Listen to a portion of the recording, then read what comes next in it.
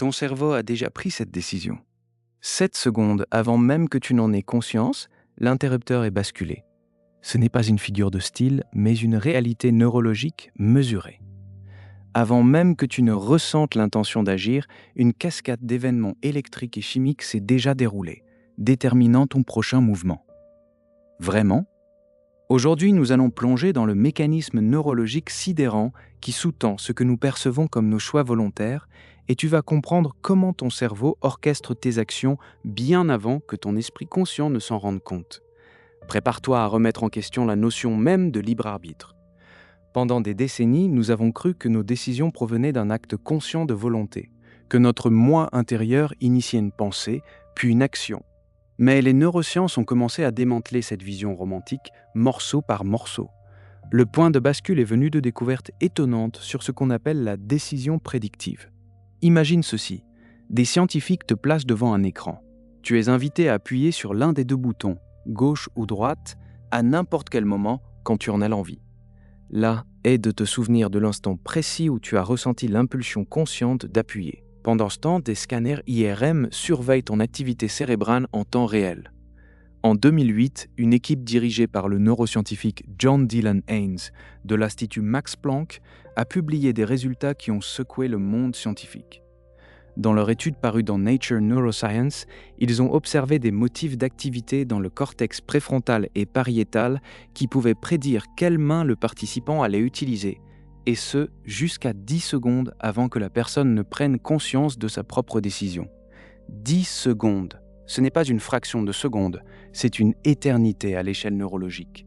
C'est comme si un courant sous-marin invisible guidait le navire bien avant que le capitaine ne décide de tourner le gouvernail.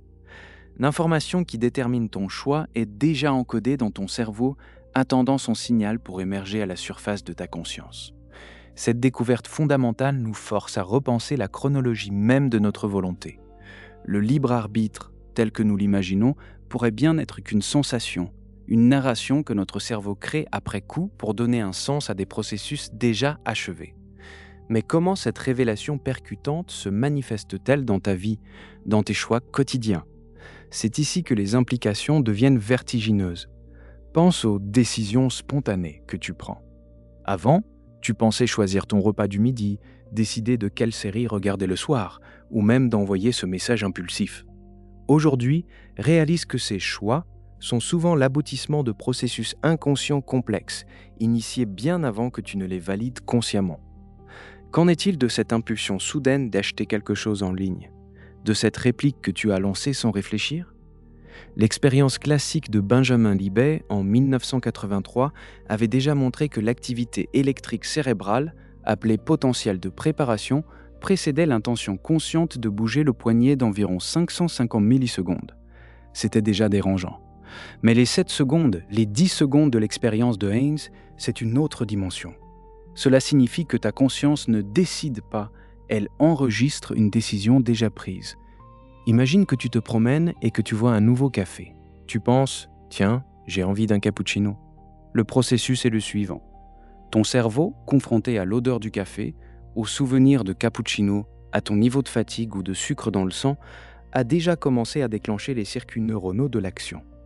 Ce n'est qu'après une fraction de seconde, ou même plusieurs secondes dans certains cas, que ton esprit conscient formule l'idée « Je veux un cappuccino ». Ce sentiment de vouloir est le reflet d'une décision qui a déjà pris forme dans les profondeurs de ton système nerveux. Comprendre cela n'enlève en rien la responsabilité individuelle. Cela la repositionne. Ce n'est pas que tu es un automate, mais plutôt un système incroyablement sophistiqué où la conscience est l'observateur final et non l'initiateur unique de chaque pensée ou action. C'est la danse complexe entre tes intentions conscientes et tes mécanismes cérébraux inconscients qui définit qui tu es et comment tu interagis avec le monde. C'est ça, la nouvelle perception de tes choix, une vérité brutale mais libératrice. Alors, si nos choix émergent de l'inconscient bien avant d'atteindre notre conscience, comment pouvons-nous utiliser cette connaissance pour mieux vivre, pour reprendre une forme de contrôle, même si ce n'est pas celle que nous imaginions ? Voici 3 stratégies concrètes. Premièrement, développe la pratique de la décision différée.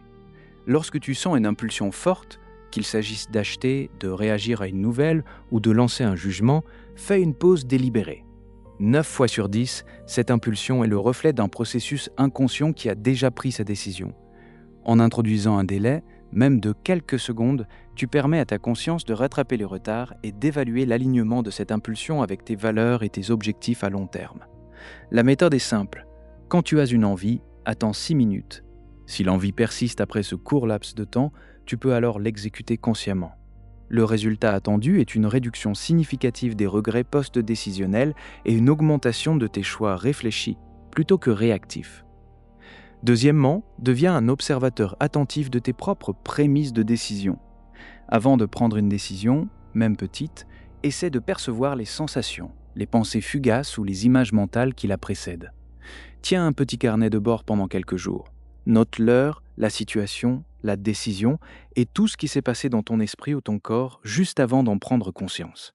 Par exemple, si tu saisis ton téléphone pour vérifier les réseaux sociaux, note l'ennui, l'anxiété ou même une légère démangeaison que tu as ressentie juste avant.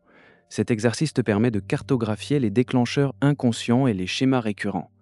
L'objectif est de te donner une longueur d'avance sur tes propres décisions automatiques, de mieux comprendre leur origine pour mieux les anticiper et éventuellement les rediriger. Prends un instant pour imaginer cela dans ta propre journée. Troisièmement, manipule ton environnement pour diriger tes choix inconscients vers des résultats positifs. Si ton cerveau décide avant toi, alors il est crucial de fournir à ton inconscient les meilleures données possibles. Si tu veux manger plus sainement, ne compte pas sur ta volonté au moment de choisir ton encas. Assure-toi que seuls des fruits et des légumes sont visibles et accessibles dans ton réfrigérateur et tes placards. Si tu veux lire davantage, pose un livre ouvert sur ta table de chevet plutôt que ton téléphone.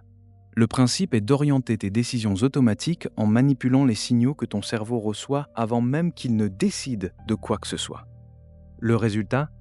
Une vie plus alignée avec tes aspirations, non pas par un effort constant de volonté consciente, mais par une ingénierie subtile de ton environnement et de tes propres signaux internes.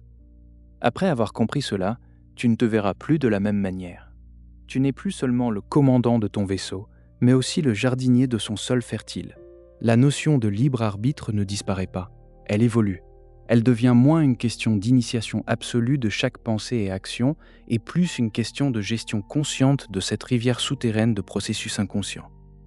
Tu réaliseras que tes impulsions, tes peurs, tes désirs les plus profonds ne sont pas des caprices mais des forces puissantes qui ont déjà imprimé leur marque avant que tu ne les nommes.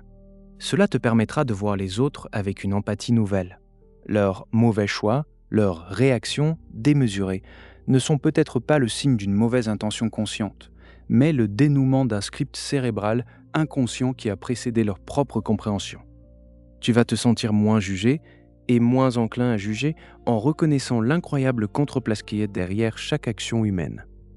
Tu vas comprendre que le vrai pouvoir ne réside pas dans le fait de créer la première impulsion, mais dans celui de répondre de manière éclairée et délibérée à ce que ton cerveau te présente.